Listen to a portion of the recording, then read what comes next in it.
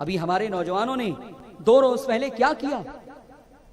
جو کیا، غیروں میں اسلام بدنام ہوا، اپنوں میں ہمارا سنیت بدنام ہوئی۔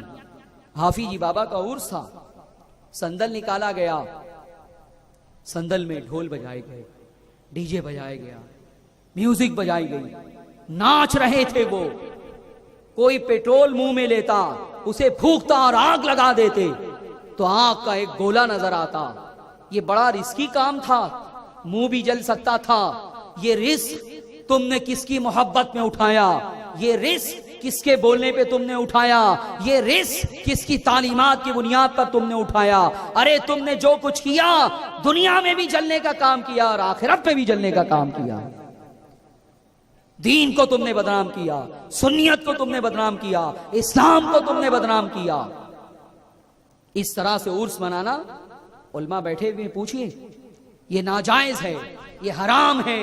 یہ امام احمد رضا کی کتابیں اٹھا کر دیکھیں، جنہیں آج آپ اہل سنت کا وکیل، ترجمان، مجدد تسلیم کرتے ہیں، ان کے فتوے کی کتابوں میں میوزک، مزامیر، ڈھول، تاشا، ناچنا، گانا، خرافات حرام ہے۔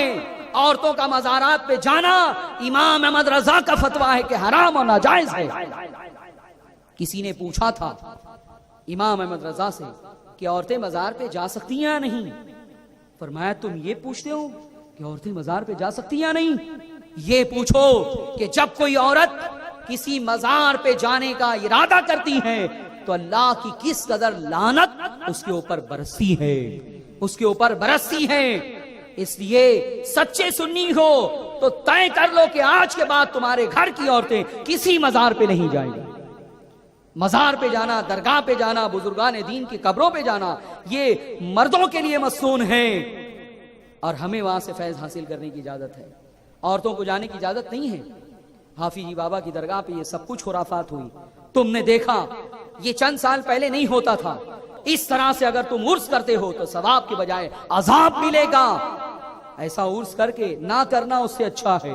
پورے شہر میں خرافات ہوئے، ہمارے گھر کے سامنے سے کم 5 سے 6 ایسے سندل گئے ہیں جو ڈی جے بجا رہے تھے، ڈھول بجا رہے تھے، رقص کر رہے تھے، ناچ رہے تھے۔ دیکھ کے ایسا لگ رہا تھا مسلمانوں کا نہیں، گنپتی کا جلوس ہے یہ۔ علماء کی بھی ذمہ داری ہے کہ وہ جمعہ کے دن ان خرافات کی تردید کریں، اس کا رد کریں۔